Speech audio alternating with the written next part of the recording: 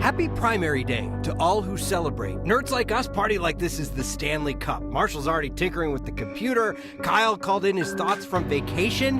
And I'll break down a weird race that fascinates me in Colorado Springs. We can get you to the light rail or get you an RTD pass. If you show up homeless in Douglas County, you get a free ride back to Denver. I may have made the oddest phone call of my reporting career to ask DIA, do you have a comment on the TikTok that claims your bathrooms are see-through? And a local university is working on healthy concrete, healthy for the environment. I'm not going to suggest you eat that kind of fiber. Step right up. It's time for Next. It's primary day. Coloradans have candidates to choose for congressional races, governor, secretary of state, and other state and local races. There's still time to vote. Colorado allows people to register and vote until the polls close, which happens in an hour at 7 o'clock. We'll have more on key races and extra context in just a moment. A year and a half after the 2020 election, the House committee investigating the January 6th insurrection says former President Donald Trump wanted armed protesters at the rally that day and physically tried to force Secret Service to take him to the Capitol building. Something to the effect of, take the effing mags away, they're not here to hurt me, let them in, let my people in, they can march to the Capitol after the rally's over. They can march. The president said something to the effect of, I'm the effing president, take me up to the Capitol now. To which Bobby responded, sir, we have to go back to the West Wing. The president reached up towards the front of the vehicle to grab at the steering wheel. Mr. Engel grabbed his arm, said, sir, you need to take your hand off the steering wheel. We're going back to the West Wing. We're not going to the Capitol. Cassidy Hutchinson, the aide to then White House Chief of Staff Mark Meadows, testified at today's quickly scheduled hearing. Hutchinson says Trump wanted metal detectors and security taken down at his rally and then physically reacted when his detail would not take him to the Capitol. Hutchinson has spoken to the committee before, testifying that Colorado Republican Congresswoman Lauren Boebert was part of early meetings to discuss overturning the election. On the day of the insurrection, Boebert tweeted, "Today is 1776." Then later tweeted that House Speaker Nancy Pelosi had been removed from the chambers minutes after the mob of insurrectionists had breached the building. Kyle will be back from vacation soon, but you know he wouldn't dare miss primary coverage and the nuance and context that comes along with it. I'm watching primary night in Colorado from afar. Here are 5 things that I'm watching. Will Colorado Republicans reject the big lie? Colorado Republicans are at their most powerless point since before World War II, but they have the perfect opportunity with a potential GOP wave election come November. Will they choose tonight to nominate candidates who endorse false election rigging claims? Greg Lopez for governor, Ron Hanks for Senate, Tina Peters for Secretary of State. Unlike similar candidates in other states, they have not been directly endorsed by former President Trump, and they didn't get the wave of associated cash that comes with that. Instead, it was Democrats who stepped in to boost the far-right underdogs. As Marshall Zellinger has noted, that's a dangerous game. Next, what positive, affirmative message do winning Republicans pivot to? In the primary, we've heard a lot of Jared Polis is bad, Michael Bennet is terrible. But tonight, the winning Republicans need to appeal to an audience of unaffiliated voters, hopefully with some specifics for the first time about what they would do in office.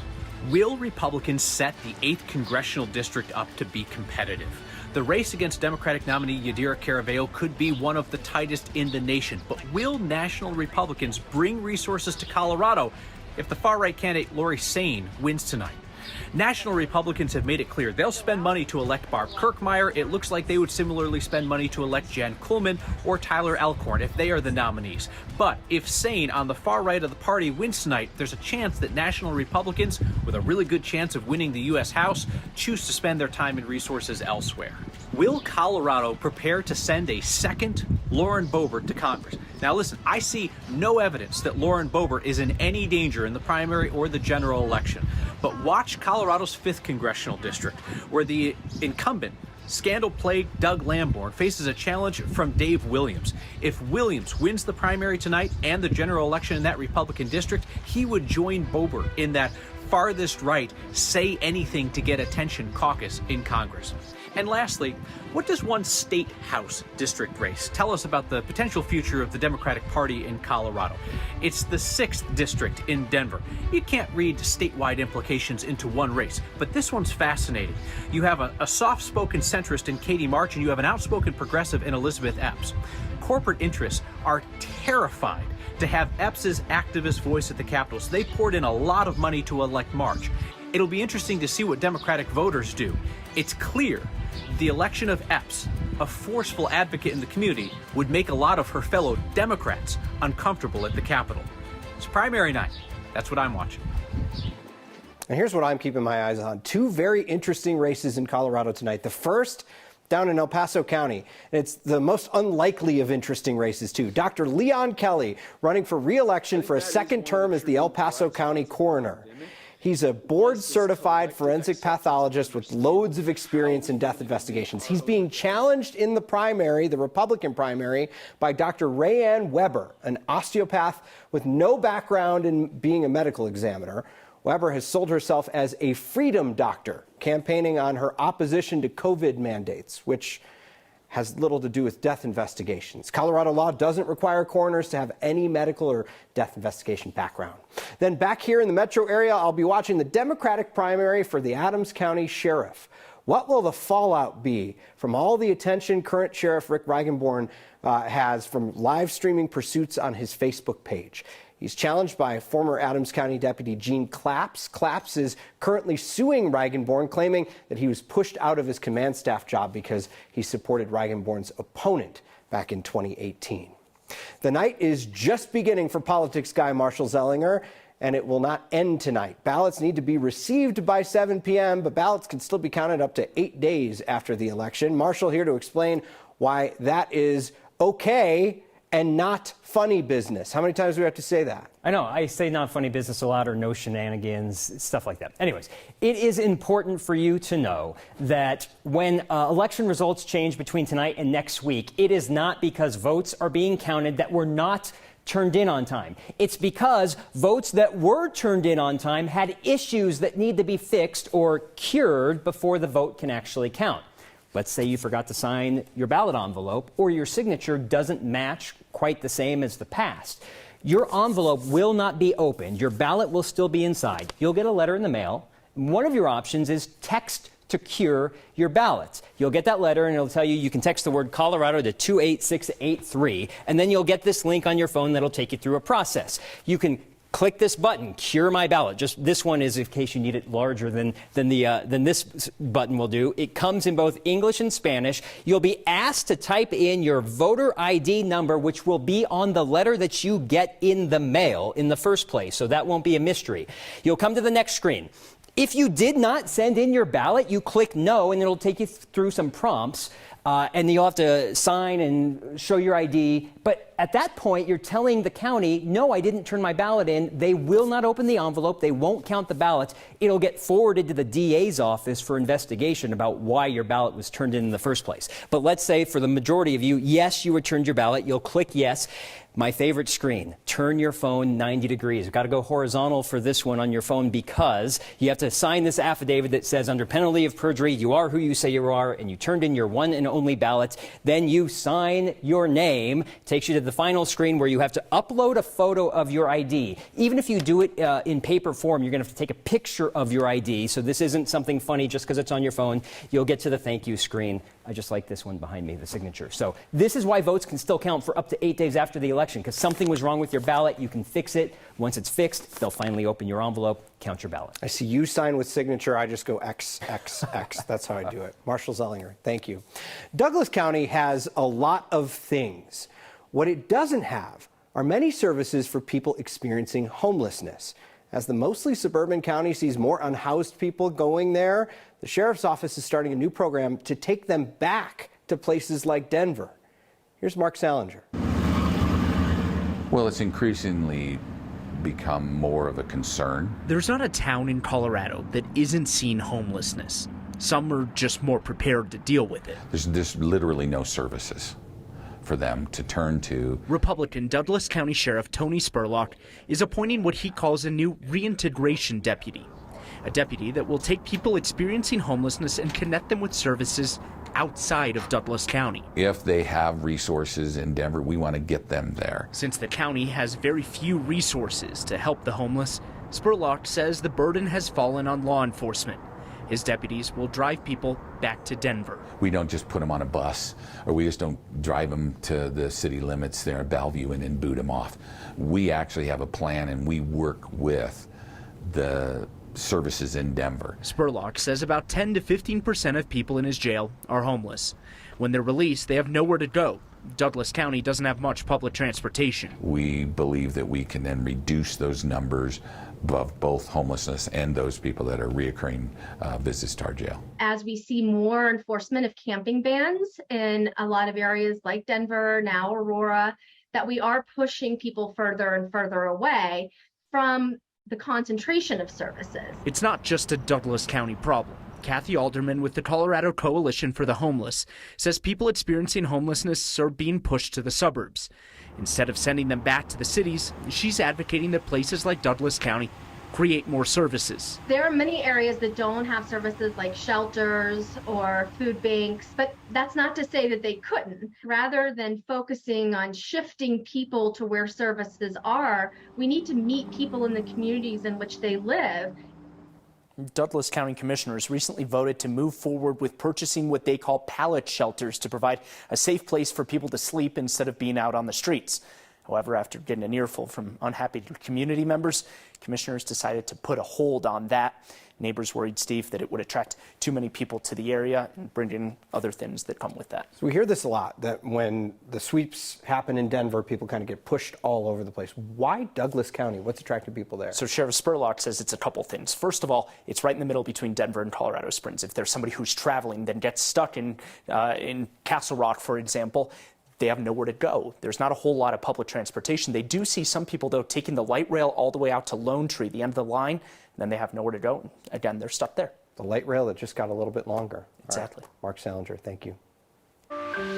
Feels like the sky gets a lot of attention when it comes to climate change. A group of local scientists is working on a project that looks under our feet instead. And the youths on TikTok are pointing out an interesting design choice at DEN. Either way, the airport says it's a work in progress. Next. Almost halfway through this year now, Denver looks on track to nearly match last year's total for traffic deaths. 40 people have died on the roads in the city so far in 2022. In all of 2021, 84 people died. It's the most since Denver started an effort to reduce traffic deaths with Vision Zero. The latest person to lose their life on the road, Javen Odegaard. He was riding his bike just after 1 a.m. on Saturday near 6th and Fox. DPD says Javen was crossing 6th Avenue on Fox when the driver traveling eastbound on 6th Avenue hit him. Police told us that they don't believe alcohol was a factor with the driver and that the driver stayed on the scene. They're still investigating how this happened. It's important to note that the speed limit on this part of 6th Avenue is 30 miles an hour. It's 5 lanes wide there. This crash happened just a few blocks from where 6th Avenue transitions from a highway into a city street. Javen's sister tells me that he was an experienced cyclist. His family says he always rode with lights and when he rode at night. And they want more information from police to try to learn how this really happened. Planning a vigil for later this week to place a ghost bike, that's the all-white bike there at the intersection, as a memorial to Javen.